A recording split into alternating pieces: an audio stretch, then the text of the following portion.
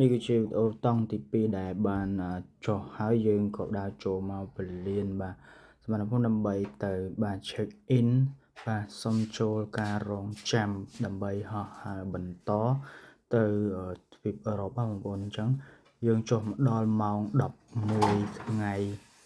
ត្រង់ហើយត្រង់មក check in ជាអីចូលរួចរាល់នឹងចូលម៉ោង12ម៉ោង1ជាង7អញ្ចឹងតែដងថាយន្តហោះដែលយើងត្រូវឡើងបន្តហ្នឹងគឺ12យប់លោតចូលថ្ងៃ26បានយន្តហោះឡើងអញ្ចឹងយើងវាធំខ្លាំងក្នុងហ្នឹងអញ្ចឹងយើងត្រូវការ check in យូរមែនតែននៅរងចាំរហូតដល់ម៉ោង12យប់ក្នុងហ្នឹងបានយើងបាទចូលទៅខាងក្នុងបានអញ្ចឹងសល់រយៈពេល3-4ម៉ោងបានគេ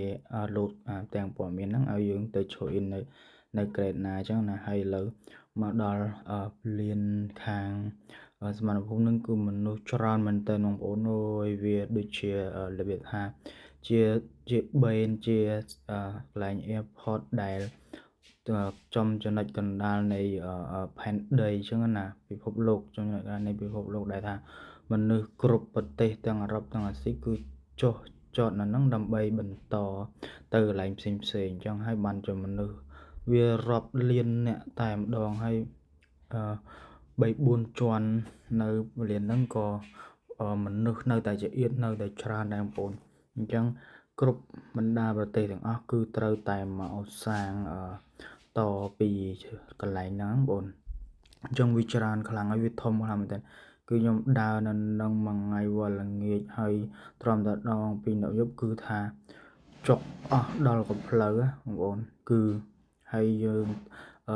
នៅពេលដែលម៉ោង6ល្ងាចបានគេឲ្យយើងចូល check in ទៅក្នុងខ្ញុំតម្រាំតែវាយ check in ចូលមកខាងក្នុងនេះគឺយើងតម្រង់ជួងអីពេលដែលចូលហើយយើងត្រូវ check in ចេញដើម្បីជិះយន្តហោះខ្នាតធំដែលឆ្លងទៅទ្វីបអឺរ៉ុបបងប្អូនហើយរងចាំនៅហ្នឹងគឺថាមានទាំងការដេកចាំហូបដើរពេលនិយាយទៅអត់មានតែកម្លាំងដើរទេបងប្អូនព្រោះថាបើគិតជាគីឡូដីហ្នឹងប្រហែលជាវាចូលហើយដីរាប់100គីឡូវាទៅបានស្មានត្រូវចង់ដើរលក្ខណៈថាឆ្លងខេត្តមួយទៅខេត្តមួយវាគិតទៅនៅប្រទេសកម្ពុជាយកមកតែនេះគឺធំហើយឡើងចុះចូលឡើងហើយបើសិនជាមិនចេះភាសាមិនចេះភាសាអង់គ្លេសទៀតគឺចប់ប៉ុណ្ណឹងហើយនឹងដើររយន្តហោះជិះមិនបានទាន់គេទេបងប្អូនហើយតែយ៉ាងចេញជើងចោលហើយគឺចប់ហើយឥឡូវនេះគឺខ្ញុំបាន check in ចូល check in វាថាមករកស្បត់យន្តហោះឲ្យមករកច្រកដែលយន្តហោះយើងត្រៀមជិះណាបងប្អូនអញ្ចឹងមានការជិះរថភ្លើងក្រោមដីផងអីផងនៅក្នុងបរិយានោះគឺបានមកដល់ហើយគឺខ្ញុំអត់សូវមានកម្លាំងថតបានទេដោយសារតែហត់ណាស់ដើរពេញទៅនឹងរថផងដើរផងបងជិះដើរយន្តដើរយោងយកដើរអីគ្រប់សពហើយវាឆ្ងាយពេញអាហ្នឹងហើយដើម្បីយើងមកដល់កន្លែងដែលយើងត្រូវជិះហ្នឹងបងវាធំមែនតើហើយនេះគឺគេហៅថាក្រេតដែលត្រូវហោះហើរចេញទៅទ្វីបអឺរ៉ុបទៅប្រទេសស្វីសហ្នឹងបងប្អូនហើយមកដល់នេះអាចដើរវាថាដើរហត់ពេកត្រូវតែឈរអាចដើរទាញទៅមុខអញ្ចឹងណាបងនេះគឺ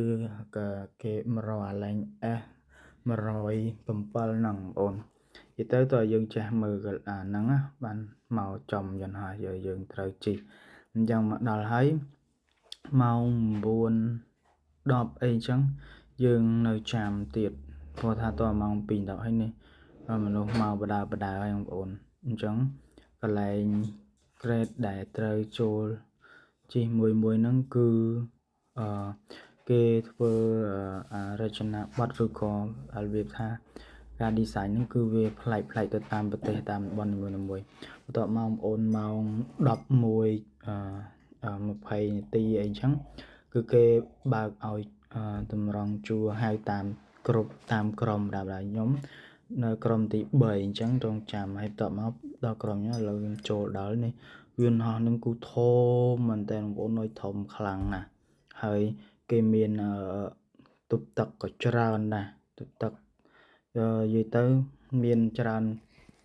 ខាងមុខក៏មានកណ្ដាលក៏មានក្រោយក៏មានខ្ញុំជិះនេះជិះអាចចំស្លាបវាក្អីខ្សែជាងហើយអង្គុយទៅនិយាយទៅខ្ញុំចង់ឃើញងុយដេកមិនក៏អត់ចង់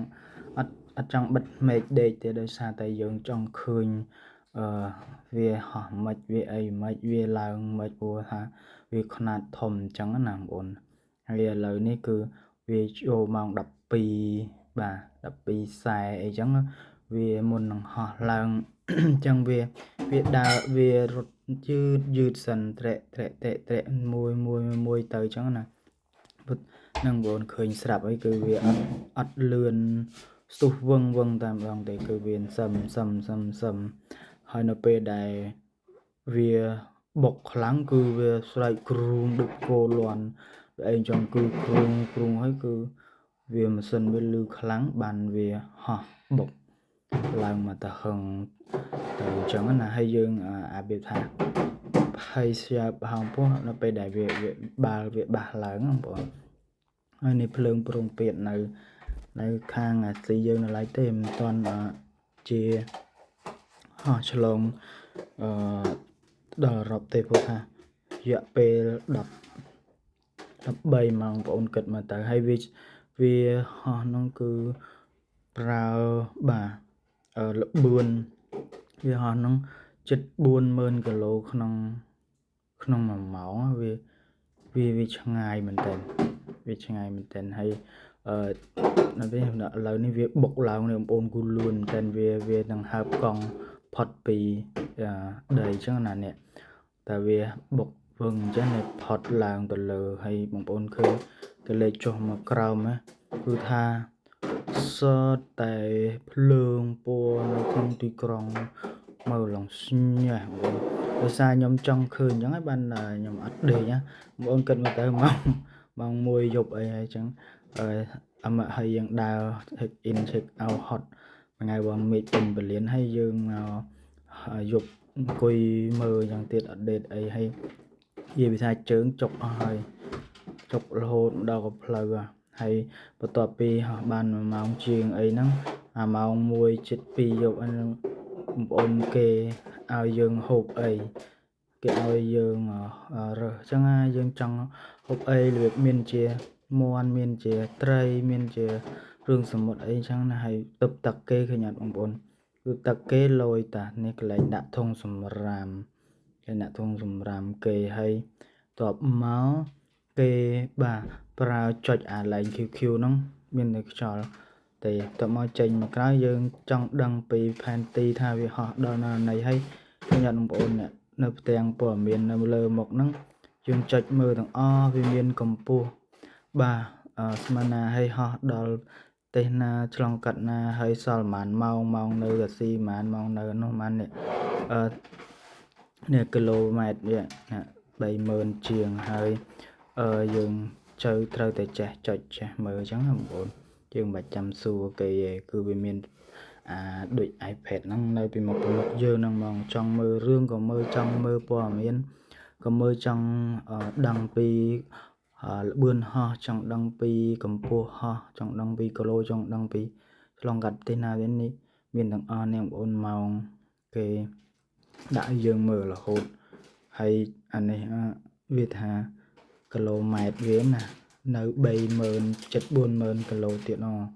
វាមិននេះណាហើយហោះទៅបងប្អូនដេកផងមើលរឿងផងដេកកុំលក់អីក៏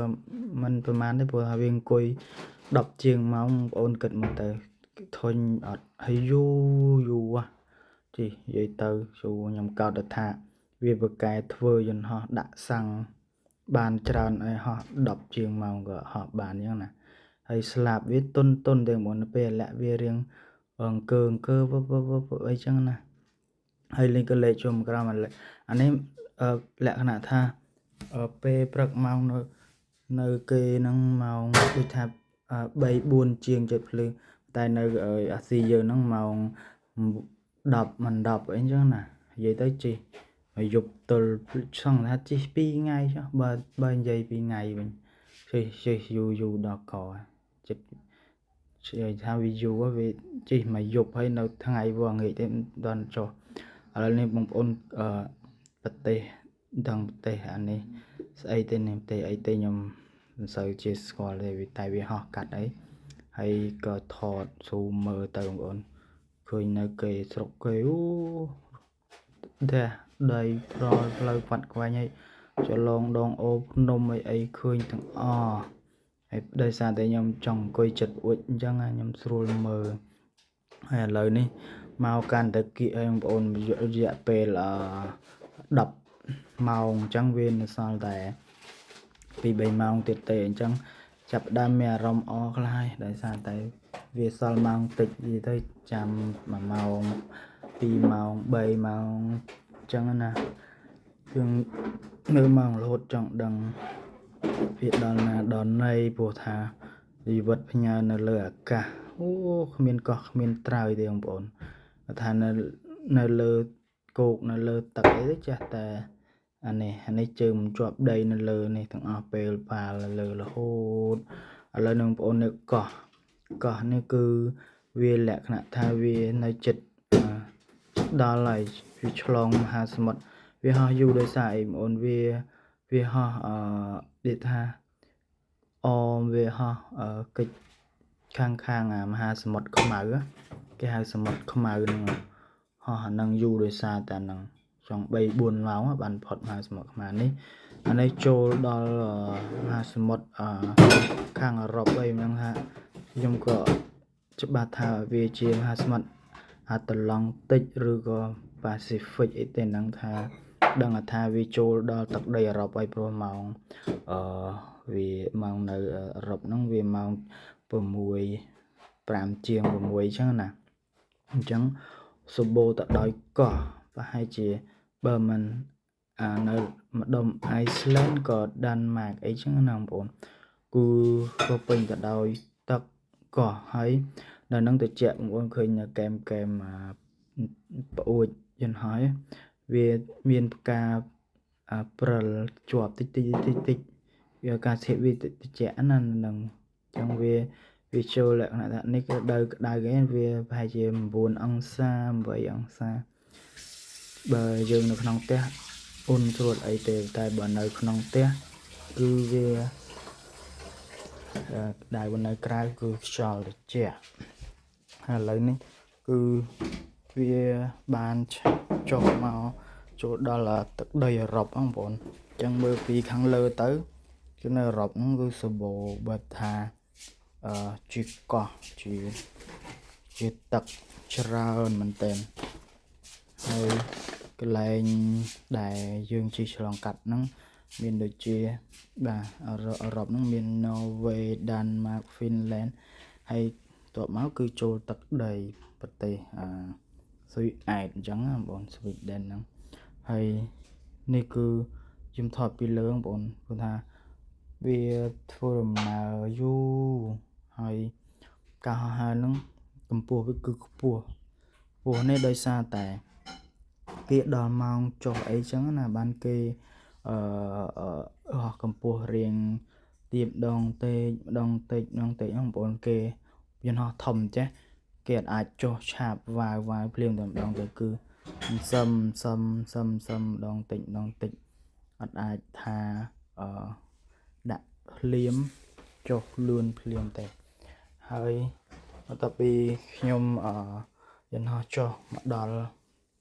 ở khang liền Alanda sự ảnh nên cứ trong mặt bàn thọt chia video ấy cho nên từ bốn lời xa tay khang cái lạnh khác kia mình sẽ gọi dương chỉ thọt vào bàn tiền chẳng hp mặt đỏ dương check in dạng đa chú mình khang bật lì nở rộp nó tràn tên ngày đại nhom cho máu hỡi kê của xua dương này mình men thay dương ban visa mau hỡi kê tem in ở dương cho tê kê ban nghi tê chẳng kê xua dương mau thử ai ហើយមកនៅប្រហែលថ្ងៃហើយយើងមានលុយអីអត់មកប្រទេសគេអញ្ចឹងណាអញ្ចឹងសំណួរចឹងអីបងប្អូនត្រូវតែចេះឆ្លើយហើយជាភាសាអង់គ្លេសអញ្ចឹងណាហើយបងប្អូនត្រូវតែមាន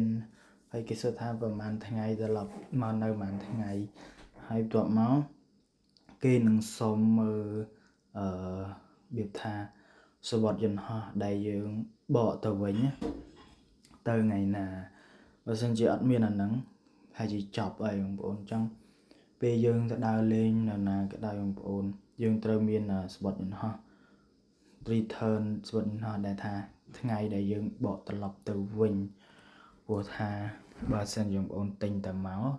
គឺចប់ឲ្យចូលបានទេនិយាយចឹងណានេះជាបទពិសោធន៍សម្រាប់ខ្ញុំជាមេរៀនជាលើកទី1ឲ្យខ្ញុំមិននឹកស្មានថាជីវិតខ្លួនឯងបានមកដល់ទឹកដីអឺរ៉ុបទេព្រោះថា